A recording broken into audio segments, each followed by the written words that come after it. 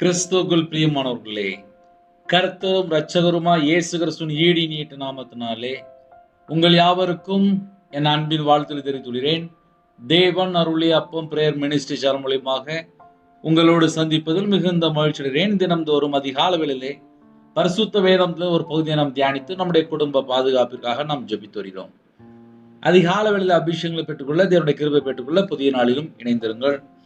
2 பேதுரு 2ஆம் அதிகாரம் 11ஆம் வசனத்திலே, பிரியமானவர்களே, அந்நியர்களும் பரதேசிகளுமாய் இருக்கிற நீங்கள் ஆத்துமாவுக்கு விரோதமாய் போர் செய்கிற மாம்ச இச்சைகளை விட்டு விலகி.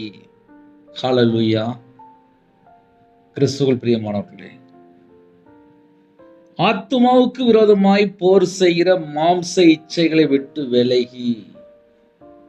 ஒரு குடும்பம் ஆவியில வளரணும் அப்படின்னா முதலாவது நம்ம என்ன யோசித்து பார்க்கணும் அப்படின்னா, நீங்கள் ஆத்துமாவுக்கு விரோதமாய் போர் செய்கிற மாம்ச இச்சைகளை விட்டு விலகி. மாம்ச இச்சைகளை விட்டு விலகினால் மட்டும்தான் ஆவிக்குரிய வாழ்க்கையிலே வளர முடியும். காலவேளையில செய்தி என்ன அப்படின்னா, ஆத்துமாவுக்கு விரோதமாய் போர் செய்கிற மாம்ச இச்சை. ஆத்துமாவுக்கு விரோதமாக போர் செய்து கொண்டிருக்கு. பாவம் செய்கிற ஆத்துமா சாகும் என்று எழுதப்பட்டிருக்கு. கலாத்தியர் 5ஆம் அதிகாரம் 24ஆம் வசனத்திலே, கிறிஸ்துனுடையவர்கள் தங்கள் மாம்சத்தையும் அதன் ஆசை இச்சைகளையும் சிலுவையில் அறைந்திருக்கிறார்கள். ஒருவேளை சில குடும்பத்துல நான் ஆவியில வளரணும்னு சொல்லி நம்ம யோசித்து பார்ப்போம். கலாத்தியர் 5ஆம் அதிகாரம் 24ஆம் வசனத்தை கண்டிப்பாக மனப்பாடமா படிங்க. ஏன்னா சில வசனங்கள் நம்ம மனப்பாடமா படித்து தேவனுடைய சமூகத்திலே முழங்கால் படிட்டு ஜெபிக்கும் போது அதற்கேற்ற ஆசீர்வாதங்களை நாம் பெற்றுக்கொள்ள முடியும். ஆவிக்குரிய வாழ்க்கையில வளர முடியும். பலவிதமான பிரச்சனைகளுக்கு ஒரு முடிவு. எப்படி அப்படின்னா, கிறிஸ்துவனுடையவர்கள், நமக்கு இந்த உலகம் சொந்தம் கிடையாது. கிறிஸ்து மட்டும்தான் நமக்கு சொந்தம். அவர் மட்டும்தான் நமக்கு சொந்தம். அவர் மட்டும்தான் நமக்கு பங்கு. நமக்கு பங்கு யாருன்னா இயேசு கிறிஸ்து மட்டும்தான். செத்தா பரலோகத்தில் நிக்கணும். உன் தேவனை சந்திக்கும்படி ஆயத்தப்படு. கர்த்தருடைய பிள்ளைகள் பரலோகத்துக்கு போற எண்ணத்துல இருக்கும்போது 90% பிரச்சனை ஆஃப் ஆகி போயிடும். இப்ப ஏன் பிரச்சனை சில வீட்டுல கூடுது, ஏன் சில வீட்டுல பிரச்சனை போக மாட்டுக்கு, முடிய மாட்டுக்கு, ஏன் எங்களால் ஆவியில வளர முடியல அப்படின்னா, ஆத்துமாவுக்கு விரோதமா போர் செய்கிற மாம்ச இச்சை. நீங்கள் ஆத்துமாவுக்கு விரோதமாய் போர் செய்கிற மாம்ச இச்சைகளை விட்டு விலகி. இப்ப நம்ம 24 மணி நேர வாழ்க்கையில இந்த மாம்ச இச்சை ஏதாவது தொடருதா? இதை நம்ம கண்டுபிடித்தால் மட்டும்தான் ஆவிக்குரிய வாழ்க்கையில நம்ம வளர முடியும். ஏன்னா கர்த்தருடைய பிள்ளைகளுக்கு வாக்குத்தத்தம் என்ன அப்படின்னா, கிறிஸ்துவனுடையவர்கள் தங்கள் மாம்சத்தின் ஆசை இச்சைகளையும் சிலுவையில் அறைந்து இருக்கிறார்கள். கிறிஸ்துவனுடையவர்கள் தங்கள் மாம்சத்தையும் அதன் ஆசை இச்சைகளையும் சிலுவையில் அறைந்து இருக்கிறார்கள்.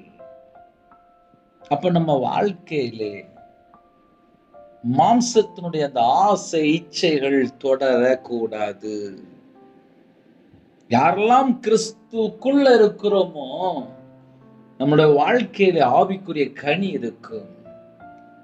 எப்போ நம்ம ஒரு குடும்பத்திலே கர்த்தரை விட்டு நம்ம வெளியில வாரோமோ, இந்த உலகத்துக்குள்ள நம்ம போகும்போது வார்த்தைக்கு கீழ்ப்படியாமல் இருக்கிறோமோ, வசனத்தை கை கொள்ளாமல் இருக்கிறோமோ, கர்த்தரை விட்டு எப்போ நம்ம தள்ளி போய் மாம்சத்துல இருக்கிறோமோ, அந்த நேரத்துல நம்மளோட வாழ்க்கையில பலவிதமான பிரச்சனைகள் ஆரம்பிக்கிற இடம். அப்போ ஒரு குடும்பத்துல பிரச்சனை எங்க ஆரம்பிச்சது அப்படின்னா, அவங்க முதல்ல கர்த்தரை விட்டு தள்ளி இருப்பாங்க. சரி, இந்த கர்த்தரை விட்டு தள்ளி போறதுன்னா என்ன அப்படின்னு சொல்லி கொஞ்சம் ஆழமா போய் பார்க்கும்போது, சிந்தனை கிறிஸ்துவுக்குள் இருக்கா, இல்ல சிந்தனையில தாறுமாறான காரியங்கள், கேடான காரியங்கள், அருவருப்பான காரியங்கள், அசுத்தமான காரியங்கள், தேவையில்லாத காரியங்கள், வீணான காரியங்கள், இதெல்லாம் சிந்தனைக்குள்ள கிடக்கா? இதை நம்ம எழுதி வச்சாவது கண்டுபிடிக்கும். ஏன்னா சில வீட்டுல பக்கத்து வீட்டை மட்டுமே டார்கெட் பண்ணிட்டு இருப்பாங்க. சில வீட்டுல வியாபாரத்தை மட்டுமே டார்கெட் பண்ணிட்டு இருப்பாங்க. சில வீட்டுல கம்பெனியை மட்டுமே டார்கெட் பண்ணிட்டு இருப்பாங்க. சில குடும்பத்துல சொந்தக்காரனை மட்டுமே டார்கெட் பண்ணிட்டு இருப்பாங்க. இப்படி தேவனை நோக்கி பார்க்காமல் வேற எதையோ நோக்கி பார்ப்பாங்க. அவங்களுடைய கனி இன்னும் விளையல, தேவையில்லாத காரியத்துல போய் சிக்கிட்டு இருக்குன்னு அர்த்தம். அப்ப கர்த்தருடைய பிள்ளைகளு ஒரு நல்ல விளைச்சல் இருக்கணும், நான் ஆவிக்குரிய வாழ்க்கையில் நான் நல்லா வளரணும், நான் இன்னும் நல்ல வேதத்தை தியானிக்கணும், இன்னும் நான் நல்லா ஜெபிக்கணும் அப்படின்னா நம்ம எப்படி யோசிச்சு பார்க்கணும் அப்படின்னா, நம்முடைய பழைய சுபாவங்கள், பழைய எண்ணங்கள், ஜென்ம சுபாவங்கள் இது அன்றாட வாழ்க்கையிலே 24 மணி நேர நேரத்திலே ஏதாவது கூடையே வருதா? அப்ப அந்த கூடையே வருதா அப்படின்னா என்னன்னு சொல்லி கேட்பாங்க. கலாத்தியர் 5ஆம் அதிகாரம் 19 முதல் 21 ஆகிய வசனங்கள். மாம்சத்தின் கிரியைகள் என்னன்னு சொல்லி அழகா எழுதப்பட்டிருக்கு. ஏன்னா சில குடும்பத்துல இந்த மாம்சத்தின் கிரியைகளை கண்டுபிடித்தா மட்டும்தான் ஆவிக்குரிய வாழ்க்கையில டக்கு டக்குன்னு வளர முடியும். ஒரு நாளைக்கு 7 மணி நேரம் 8 மணி நேரம் செல்போனை கையில வச்சு பார்த்துட்டு இருந்தா எப்படி வளர முடியும்? நம்ம நார்மலா யோசித்து பார்ப்போம், எப்படி வளர முடியும்? ஒரு குடும்பம் இருக்குப்பா, நல்லா ஜெபிக்கணும் ஆசைப்படுறாங்க, நல்லா பைபிள் வாசிக்கணும் ஆசைப்படுறாங்க, ஆனா இதுக்கு ஊடையில செல்போன் கையில வந்துருதே.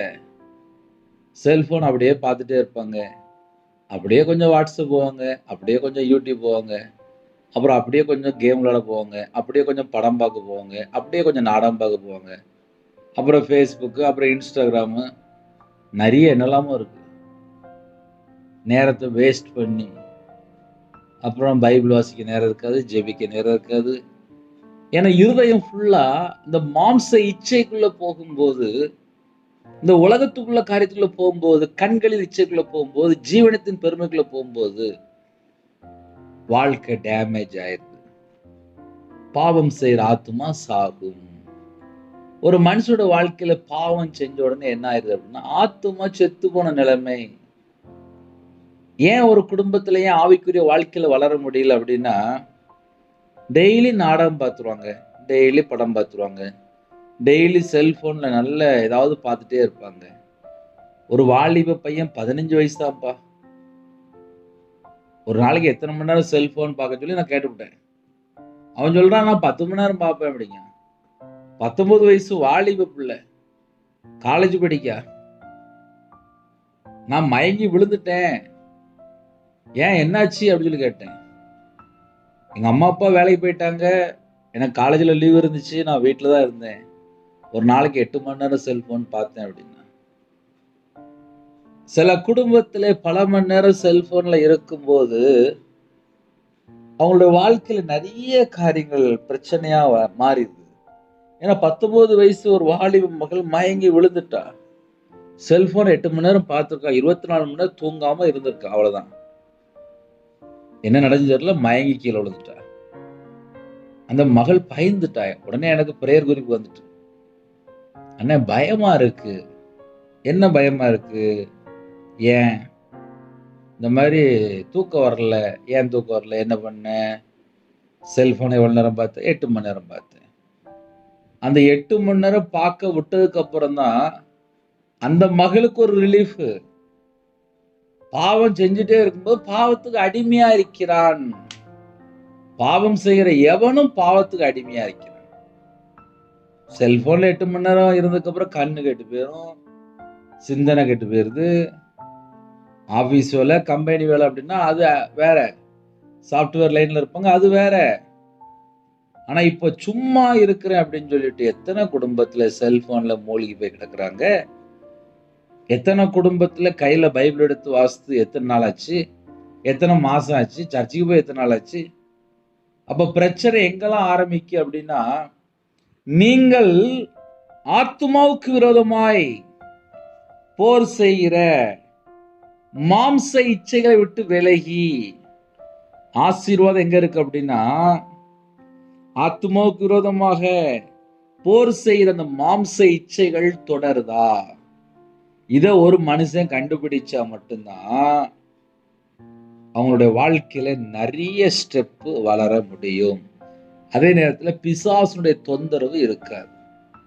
இப்ப நிறைய குடும்பத்துல ஏன் பிசாசு வரும்னு சொல்லி கேட்டா தெரியாது. அவங்களுடைய ஆத்துமாவிலே, அவங்களுடைய இருதயத்துக்குள்ளே பலவிதமான கால்குலேஷன் போட்டுக்கிட்டே இருப்பாங்க. நல்லதும் இருக்கு, கெட்டதும் இருக்கு. மாம்ச இச்சை அப்படின்னா கலாத்தியர் 5ஆம் அதிகாரம் 19-21 ஆகிய வசனங்களிலே ஒரு 17 கேரக்டர் இருக்கு. அந்த 17மே எங்க வரும் அப்படின்னா நேர இருதயத்துக்குள்ள வரும். இருதயத்துக்குள்ள வந்துட்டனாலே தீட்டுப்பட்டுரும் சரீரம். சரீரம் தீட்டுப்பட்டுட்டு அப்படின்னா பரலோகத்துல போக முடியாது. அப்புறம் தீய ஆவிகள் தான் இருக்கும். எங்கெல்லாம் மாம்ச இச்சைகள் உள்ள வருதோ அவங்களோட வாழ்க்கையில ஆவிக்குரிய ஒரு வெளிச்சம் இருக்காது. ஆவிக்குரிய வாழ்க்கையில ஒரு வளர முடியாது. நிறைய ஜெப குறிப்பு வரும்போது சொல்லுவாங்க, நான் முன்ன மாதிரிலாம் இப்ப பைபிள் வாசிக்கல, முன்ன மாதிரிலாம் ஜெபம் பண்ணல, இப்ப நான் தேவனை தேடல.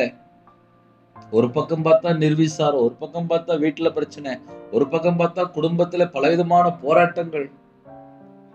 கையில பைபிள் எடுத்து வாசித்து நல்லா ஜெபம் பண்ண ஆரம்பிச்சிருப்பாங்க. ஆவிக்குரிய வாழ்க்கையில வளர ஆரம்பிச்சிருப்பாங்க. கொஞ்ச நாள் நல்ல ஆவிக்குரிய வாழ்க்கையில வளருவாங்க.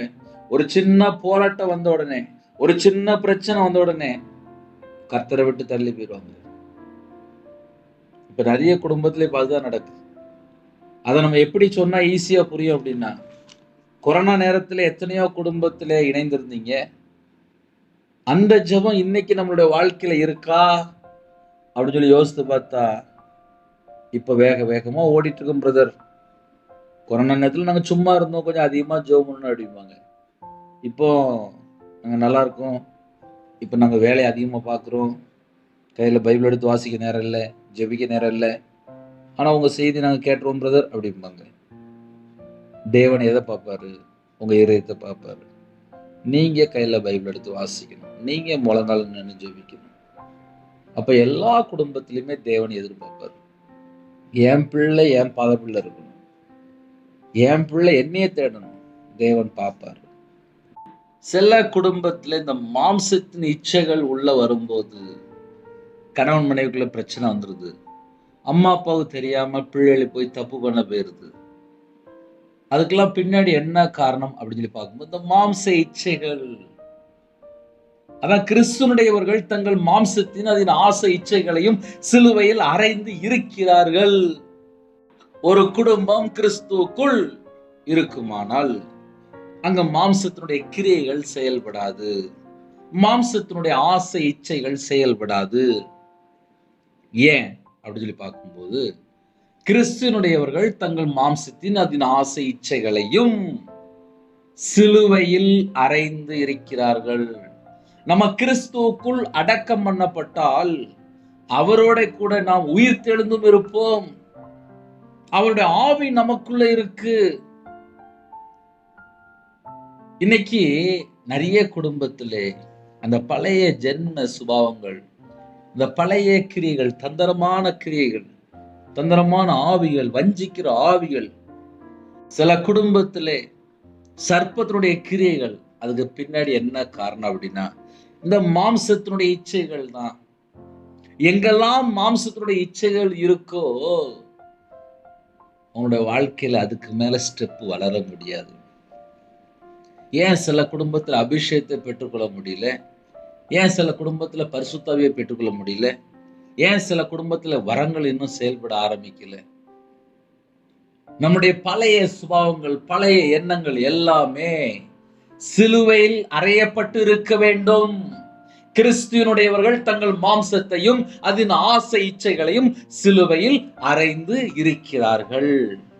நம்ம வாழ்க்கை கிறிஸ்துவுக்குள் இருக்கா, இல்ல கர்த்தரை விட்டு நம்ம வெளியில இருக்கிறோமா? இதை நம்ம கண்டுபிடித்தால் மட்டும்தான் ஆவிக்குரிய வாழ்க்கையில வளர்ச்சி. அப்போ ஒரு குடும்பம் ஆவிக்குரிய வாழ்க்கையில வளர்ச்சி வேணும் அப்படின்னா நம்ம என்ன யோசித்து பார்க்கணும் அப்படின்னா, நம்ம வாழ்க்கை கர்த்தரோடு இருக்கா? கர்த்தரோடு இருந்தால் நம்ம வசனத்துக்கு முதல்ல கீழ்ப்படிவோம், கை கொள்ளுவோம். நம்ம வாழ்க்கை ஆச்சரியமா இருக்கும், அதிசயமா இருக்கும், அற்புதமா இருக்கும். ஏன் அப்படின்னா நம்ம கூட கர்த்தர் வந்துட்டு இருப்பாரு, நமக்கு முன்பா கர்த்தர் போயிட்டு இருப்பாரு, நம்ம கூட கர்த்தர் இருப்பாரு. 24 மணி நேரம் வாழ்க்கை கர்த்தரோட கூட இருந்து பாருங்க, தெரியும் அவ்வளவு ஆசீர்வாதம். இப்ப என் வாழ்க்கையில நான் சொல்ல முடியும், கையில பைபிள் எடுத்து வாசித்ததுக்கு அப்புறம் என்னை தாழ்த்த ஆரம்பிச்சேன், அர்ப்பணிக்க ஆரம்பிச்சேன், உணர்ந்து மனம் திரும்ப ஆரம்பிச்சேன். இயேசு கிறிஸ்து ரத்தத்தினால் என்னை கழுவி சுத்திகரிங்க, எனக்கு சுத்திகரிப்பு வேணும், ஆவிக்குரிய வாழ்க்கையில வளரணும், ஆவிக்குரிய வாழ்க்கையில நான் வளரணும், எனக்கு கிருபை தாங்க, எனக்கு வரங்கள் செயல்படணும், எனக்கு வரங்கள் தாங்க, கிருபையின் வரங்கள் தாங்க, என்னுடைய குறைகள் குற்றங்கள் எல்லாம் மன்னிங்க. தேவனுடைய சமூகத்திலே தாழ்த்தி ஜெபித்தால் நம்ம எல்லாருக்கும் தருவார். அதுக்கு நான் என்ன பதில் செய்யணும் அப்படின்னா, கிறிஸ்துவனுடையவர்கள் தங்கள் மாம்சத்தையும் அதன் ஆசை இச்சைகளையும் சிலுவையில் அறைந்து இருக்கிறார்கள். நம்ம வாழ்க்கை அப்படிப்பட்ட ஒரு வாழ்க்கையா இருக்குமானால் அப்படின்னு என்ன அர்த்தம் அப்படின்னா, ஏதாவது கர்த்தரை விட்டு தள்ளி போற காரியம் இருந்தால் அது எல்லாமே தேவனுடைய சமூகத்திலே சொல்லிட்டு விட்டுறணும், மனம் திரும்பிடணும், பாவ மன்னிப்பை பெற்றுக்கொள்ளணும், இயேசு கிறிஸ்து ரத்தத்தினால கழுவி சுத்திகரிக்கப்படணும். நம்ம எல்லாரும் மீட்கப்பட்ட ஜனமா இருக்கணும், ரட்சிக்கப்பட்ட ஜனமா இருக்கணும், கர்த்தருடைய வருகைக்கு நம்ம ஆயத்தமா இருக்கணும், பரிசுத்தமாக்கப்பட்ட சந்ததியா இருக்கணும். இயேசு கிறிஸ்து ரத்தத்தினால கழுவப்பட்ட நீதிமான் பரிசுத்தவான் என்று எழுதப்பட்டிருக்குல்ல, நம்ம வாழ்க்கை அதே போல இருக்கணும். அப்பந்தான் ஆசீர்வாதம். நீங்கள் ஆத்துமாவுக்கு விரோதமா யார் வரா அப்படின்னா, யார் போர் செய்யறா அப்படின்னா மாம்சத்தின் இச்சைகள். அந்த மாம்சத்தின் இச்சைகளை ஒரு குடும்பம் கண்டுபிடித்தால் ஆவிக்குரிய வாழ்க்கையில வளர முடியும். ஒருவேளை அண்ணே மாம்சத்தினுடைய இச்சைகள்னா என்னன்னே அப்படின்னா அதையும் கூட நான் வேணா வாசித்திருந்தேன். கலாத்தியர் 5ஆம் அதிகாரம் 19, 20, 21 ஆகிய வசனங்கள். மாம்சத்தின் கிரியைகள் வெளியரங்கமா இருக்கின்றன. அது எல்லாமே வெளியில தெரியும். மாம்சத்தின் இச்சைகள் அப்படின்னா அந்த உலகத்தில் உள்ள காரியங்கள், அது எல்லாருக்குமே தெரியும், வெளியரங்கமா இருக்கின்றன. அதாவது மாம்சத்தினுடைய செயல்கள். மாம்சத்தினுடைய செயல்கள் அப்படின்னா நம்ம சரீரத்திலே கர்த்தரை விட்டு தள்ளி போற செயல்கள் என்னெல்லாம் இருக்கு அப்படின்னு சொல்லி செக் பண்ணி பார்க்கலாம். ஏதாவது ஒருவேளை இருந்துச்சு அப்படின்னா அதை உடனே தன்னோட சமூகத்தில் அர்ப்பணித்து மனம் திரும்பி பாவ மன்னிப்பை நாம் பெற்றுக்கொள்ள வேண்டும். ஹல்லேலூயா. அதுல முதல் பாயிண்ட் விபச்சாரம், வேசித்தனம், அசுத்தம், காமவிகாரம். 4 பாயிண்ட் சொல்லியிருக்கேன். இந்த கடைசி காலத்திலே காமவிகாரம், அசுத்தம், வேசித்தனம், விபச்சாரம் இதுதான் அதிகமா பெருகிட்டு இருக்கு. பரிசுத்தமா வாழதான் தேவன் அழைத்தார். ஆனா அந்த உலகத்துக்குள்ள எத்தனையோ விதமான அசுத்தங்கள் கிடக்கு. விக்கிரமும் ஒரு அசுத்தம் தான். அதனால அசுத்தம் அப்படின்னு சொல்லி பார்க்கும்போது கர்த்தருடைய பிள்ளைகள் வேற எங்கேயாவது போய் சம்பந்தம் கலந்தால் அதுவும் அசுத்தம் தான். அந்நிய நோகத்துல போய் பிணைக்கப்பட்டா அதுவும் அசுத்தம் தான். தேவையில்லாத இடத்துல போய் சம்பந்தம் கலந்தால் அதுவும் அசுத்தத்துக்குள்ளதான் வருது. அதனால கர்த்தருடைய பிள்ளைகள், ஆவிக்குரிய பிள்ளைகள் வளர்ச்சி வேணும் அப்படின்னா முதல்ல நம்முடைய ஐக்கியம், நம்முடைய சம்பந்தம், நம்முடைய பழக்க வழக்கங்கள் யாரோட இருக்குன்னு சொல்லி கண்டுபிடிக்கணும். ஏன்னா சில குடும்பத்துல பாவத்துல வாழ்ந்துட்டு இருப்பாங்க, அவங்க கூட போய் இணைந்து இருக்கும் போது அந்த சுபாவங்கள் தான் நமக்கு வரும். நம்ம கூட யார் இருக்கிறாங்களோ அந்த சுபாவங்கள் தான் நமக்கு உள்ள என்றாது. ஏன்னா தேவையில்லாத ஒரு நபர்கிட்ட பேசும்போது, தேவையில்லாத ஒரு மனுஷன்கிட்ட பேசும்போது அங்குள்ள சுபாவங்கள் வரக்கூடாது. அப்ப கர்த்தருடைய பிள்ளைகள், ஆவிக்குரிய பிள்ளைகள், நம்ம ஆவிக்குரிய வாழ்க்கையில வளரணும் அப்படின்னா முதல்ல என் கண்ணு தீமையானதை பார்க்க, நன்மையானதை பார்க்க அப்படி நம்ம செக் பண்ணி பார்க்கணும். தீமையானதை பார்த்துச்சு அப்படின்னா அது மாம்சத்துடைய இச்சையில கிடக்குன்னு அர்த்தம். ஆவிக்குரிய வாழ்க்கையில ஒரு மனுஷன் வளர்ந்துட்டு இருக்கான் அப்படின்னா அவனோட தரிசனம் ஃபுல்லாவே பரலோகத்தை மட்டும்தான் நோக்கி இருக்கும். இந்த உலகத்துல தேவையில்லாத காரியத்துல துரத்தி போட்டு போயிட்டே இருப்பாங்க. ஒண்ணும் இல்ல, ஒரு 2 வீலர் இல்ல ஒரு காரு 40ல போகும்போது ஸ்பீட்ல இருப்பாங்க, 60ல போகும்போது ஸ்பீட்ல இருப்பாங்க, அதுக்கு மேல 80, அதுக்கு மேல அடுத்த ஸ்பீடு கூட கூட கூட ரோட மட்டும்தான் பார்ப்பாங்க, வேற எதையுமே பார்க்க மாட்டாங்க. ஏன்னா வண்டி ஸ்பீடா போகுது. அதே போல நான் பரலோகத்துக்கு போனோம் அப்படின்னா கீழே இருக்கிற அந்த குப்பைகள், இந்த மாம்சத்தினுடைய இச்சைகள், மாம்சத்தினுடைய கிரியைகள், இந்த ஜென்ம சுபாவங்கள், இந்த துன்மார்க்கமான இந்த உலகத்துள்ள காரியங்கள், இதையே ஒரு மனுஷன் பார்த்துட்டு இருந்தா எப்படி ஸ்பீடா ஓட முடியும்? எப்படி ஆவிக்குரிய வாழ்க்கையில வளர முடியும்? எப்படி தேவனோடு தொடர்பு கொள்ள முடியும்? அப்ப விபச்சாரம், வேசித்தனம், அசுத்தம், காமவிகாரம் 4 பாயிண்ட் சொல்லியிருக்கேன். அடுத்தாப்புல விக்கிரகாராதனை, பொருளாசைன்னு விக்கிரகாராதனை சொல்லி இருக்கு. வசனத்துக்கு கீழ்ப்படியாமல் முரட்டாட்டம் பண்ணும்போது, ரெண்டகம் பண்ணும்போது அதுவும் விக்கிரகாராதனைக்குள்ளதான் வருது. இது போக விக்கிரத்துக்குள்ள போய் மாட்டிக்கிடுவாங்க. அதனால 3 விதமான டைப் ஆஃப் இருக்கு. முதல்ல விக்கிரகாராதனை பொருளாசை, ரெண்டாவது வசனத்துக்கு கீழ்ப்படியாமல் ரெண்டகம் பண்ணும்போது அதுவும் விக்கிரகாராதனைக்குள்ளதான் வருது. மூணாவது சிலை வழிபாடு, உருவ வழிபாடு, அதுக்குள்ள போகும்போது அங்க ஒரு காரியம் இருக்கு. இதெல்லாம் மாம்சத்தினுடைய கிரியை வெளியரங்கமா இருக்கின்றன. இது சில குடும்பத்திலே நிறைய இருக்கும். அதனால ஆவிக்குரிய வாழ்க்கையில வளர முடியலை. ஹல்லேலூயா. பில்லி சூனியம்லாம் வச்சு வேலை பார்த்துட்டு இருப்பாங்க. பகைகள், இந்த பகைகள் நிறைய வீட்டுக்குள்ள கிடக்கு. மன்னிக்க முடியாத சுபாவம். சில குடும்பத்துல இறங்கியே போக மாட்டாங்க. அவங்க பகையாவே இருப்பாங்க, அவங்க வைராக்கியமாவே இருப்பாங்க, அவங்களுக்குள்ள கசப்பு மட்டும்தான் இருக்கும். அவங்களால ஆவிக்குரிய வாழ்க்கையில வளர்ச்சி இருக்காது, இறங்கி போக மாட்டாங்க.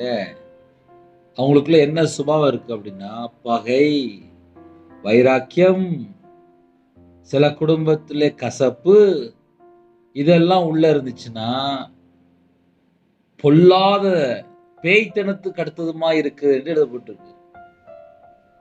அப்ப இவங்களுக்குள்ள என்ன சுபாவம் இருக்கு அப்படின்னா பேய்த்தனத்துக்கு அடுத்த சுபாவம், அதை விட மோசமான ஒரு சுபாவம் இருக்கான். இதெல்லாம் இந்த உலகத்துக்குள்ள காரியங்கள். சில குடும்பம் பகைகள், சில குடும்பம் விரோதங்கள். விரோதம் அப்படின்னா எப்படி? என் சொத்தை எழுதி வாங்கிட்டான், நான் ஏன் மன்னிக்கணும்னு சொல்லிட்டு 10 வருஷம் 15 வருஷம் 20 வருஷம் காணாம போயிடும்.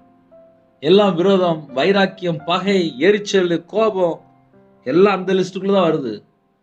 சில குடும்பத்துல எல்லாம் 10 வருஷம் 20 வருஷம்னாலும் அப்படியே தான் இருக்கிறாங்க. பிரிவினைகள், டைவர்ஸ் ஆகி பிரிஞ்சு போயிருந்தாங்க. சின்ன பிரச்சனை இருக்கும், அப்புறம் கூட வந்து பெரிய பிரச்சனையா பண்ணியிருப்பாங்க, அப்புறம் கோர்ட்டு கேஸ் சொல்லி பிரிஞ்சு போயிருந்தாங்க. பிரிவினைகள் இதெல்லாம் நிறைய வீட்டுக்குள்ள கிடக்கு. மார்க்க பேதங்கள், மார்க்கத்தை பத்தியே பேசிட்டு இருப்பாங்க. நம்ம செத்தா பரலோகத்துக்கு போகணும், அவ்வளவுதான் நம்ம கான்செப்ட். நீ ஆயத்தப்படு, அவ்வளவுதான். உன் தேவனை சந்திக்கும்படி நீ ஆயத்தப்படு. சில குடும்பத்திலே பொறாமைகள், நிறைய குடும்பத்துல இந்த பொறாமைங்க ஒரு ஆவி உள்ள கிடக்கும், வெளியே தெரியாது. கொலைகள், வெறிகள், இதெல்லாம் நிறைய வீட்டுக்குள்ள கிடக்கு. களியாட்டுகள் முதலானவைகள் அப்படின்னு போட்டு 17 காரியங்கள். இதெல்லாம் ஒரு வீட்டுக்குள்ள கிடந்துச்சு அப்படின்னா ஒரு நாள் ஆவியில வளர முடியாது. நீங்கள் ஆத்துமாவுக்கு விரோதமாய் போர் செய்கிற, ஆத்துமாவுக்கு விரோதமா போர் செய்கிற, மாம்ச இச்சைகளை விட்டு விலகி, மாம்ச இச்சைகளை விட்டு விலகினா மட்டும்தான் ஆவிக்குரிய வாழ்க்கையில வளர முடியும். அதுக்குதான் சொன்னேன், கிறிஸ்துவனுடையவர்கள் தங்கள் மாம்சத்தின் அதன் ஆசை இச்சைகளையும் சிலுவையில் அறைந்திருக்கிறார்கள். ஹல்லேலூயா.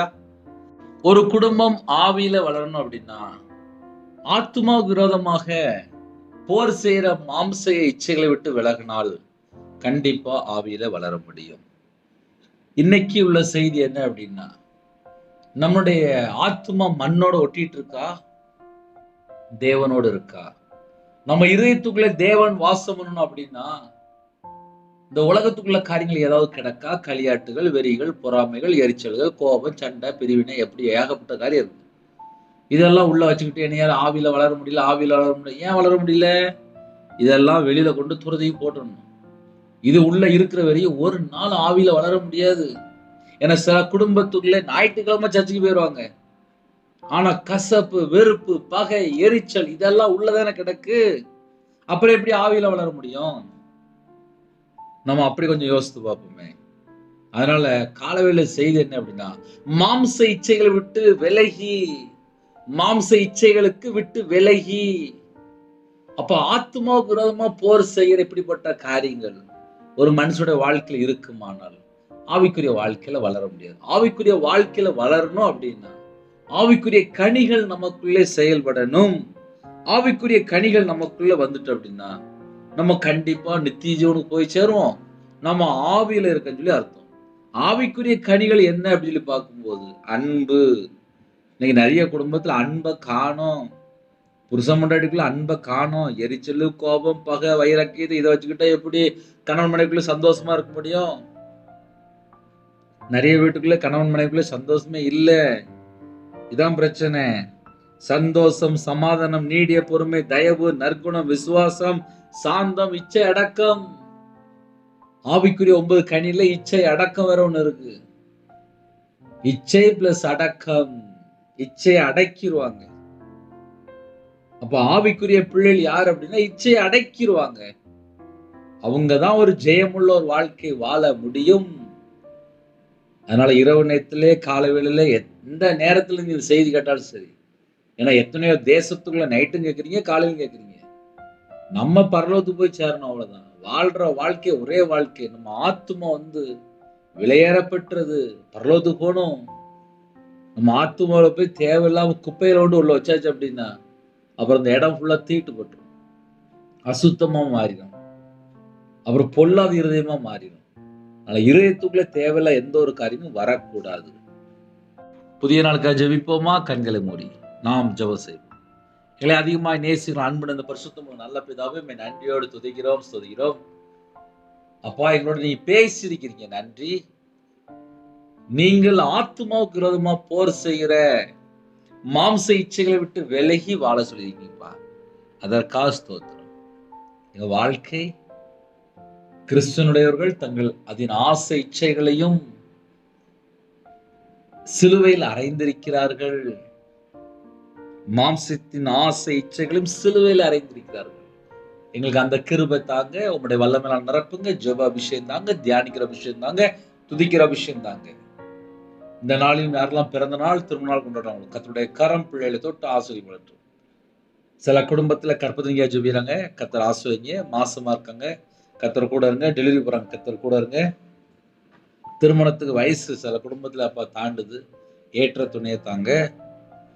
படிக்கிற பிள்ளைகள் கர்த்தருக்கு பிரியமானபடி வாழணும், கர்த்தர் கிருபை செய்யுங்க. திருமணம் முடிந்ததுக்கு அப்புறம் எங்கெல்லாம் குறைகள் இருக்கோ குறைகளை மன்னித்து ஆசிரிங்க. கடன்ல கஷ்டப்படுற கடன் பிரச்சனைக்கு ஒரு முடிவு கொண்டு வாங்க. தேவன் அருளி அப்ப மினிஸ்டர் கர்த்தர் ஆசீர்வதித்தாங்க. இணைந்திருக்கிற குடும்பங்கள் அவங்களுடைய வம்சம், அவருடைய தலைமுறை ஆசீர்வதிக்கப்படணும். இன்னைக்குள்ள எல்லா உபத்திரத்தையெல்லாம் மாற்றி சகலவிதமான சம்பூர்ணமா திருப்தியாக ஆசிரிங்க. சகலவிதமான ஆசீர்வாதங்களை பெற்றுக்கொள்ளணும். வெளியில யாரெல்லாம் புறப்படுறாங்களோ, கம்பெனி யாரெல்லாம் போறாங்களோ, வியாபாரத்துக்கு யாரெல்லாம் போறாங்களோ, வேலைக்கு யாரெல்லாம் போறாங்களோ, கவர்மெண்ட் ஸ்டாஃப் யாரெல்லாம் ஜெபிக்கிறாங்களோ எல்லாரையும் கர்த்தர் கூட இருந்து ஆசீர்வதிங்க.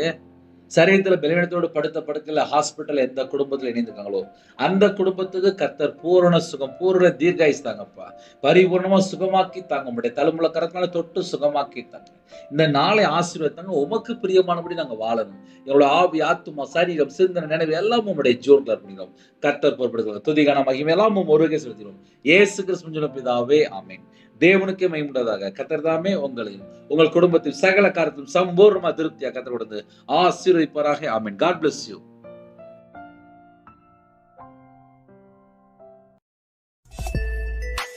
Thanks for watching. Please subscribe our channel. Click the like and share. Click the bell. God bless you.